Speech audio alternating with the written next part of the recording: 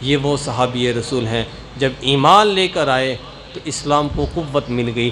اسی لیے حضور صلی اللہ علیہ وسلم دعا مانگا کرتے تھے، اللہ عمر بن خطاب دے دے تاکہ اس کی وجہ سے دین کو عزت ملے، وہ کام جو مجھ سے رہ جائے وہ عمر کر لے۔ حضور صلی اللہ علیہ وسلم کی احادیث مبارکہ ہے، لو کان بعدی نبیا، اگر میرے بعد کوئی نبی ہوتا لکان عمر بن الخطاب، تو عمر بن خطاب نبی ہوتے۔ اگر ولایت یہ نبوت کا سلسلہ جاری ہونا ہوتا تو اللہ رب العزت نے عمر کو نبی بنا کر بھیجنا تھا۔ تو حضور صلی اللہ علیہ وسلم کے یہ صحابی ایک ایک گھر میں جا کر کہہ رہے ہیں۔ یہ وہ صحابی تھے جب ان کو زنیرہ نے دیکھا، زنیرہ ایک بادشاہ کی لونڈی تھی، باندی تھی، وہ جب ایمان لے کر آئی تو بادشاہ نے اسے مارنا شروع کر دیا، بہت مارا، مار کر جب تھک گیا تو عمر رضی اللہ تعالی عنہ پاس سے گزر رہے تھے، اس وقت اسلام نہیں قبول کیا تھا، پاس سے گزرے تو بادشاہ نے کہا کہ عمر تو جوان ہے، بہادر ہے، ہمت والا ہے، یہ عورت محمد پر ایمان لے آئی ہے، میں تو مار کے تھک گیا ہوں، یہ لیکن ایمان کو چھوڑنے کا نام نہیں لے رہی۔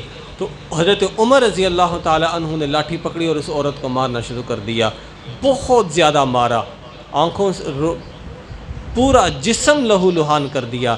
جب اس دن زنیرہ نے دیکھا کہ حضرت عمر کی آنکھوں سے اشک جاری ہیں، زارو قطار رو رہے ہیں، اور لب پر لا الہ الا اللہ کی صدائیں ہیں، لا الہ الا اللہ کی مسلسل صدائیں ہیں، تو زنیرہ کی آنکھوں سے آنسو آ گئے۔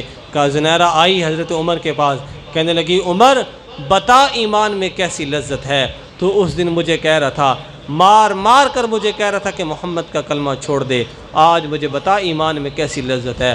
کہا کہ آج کوئی شخص یہ کہے کہ محمد کا کلمہ چھوڑ دے تو عمر اس کا سر قلم کر کے رکھ دے گا۔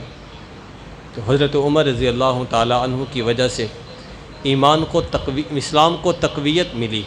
حضور صلی اللہ علیہ وسلم نے جو دعائیں حضرت عمر کے طلب کے لیے مانگی تھی وہ ہمارے سامنے موجود ہے۔ احادیث مبارکہ کے اندر ملتا ہے کہ حضور صلی اللہ علیہ وسلم اکثر یہ دعا مانگا کرتے تھے کہ یا اللہ ہمیں عمر نصیب فرما دے، اللہ عمر کو اسلام کی دولت سے مالا مال فرما دے۔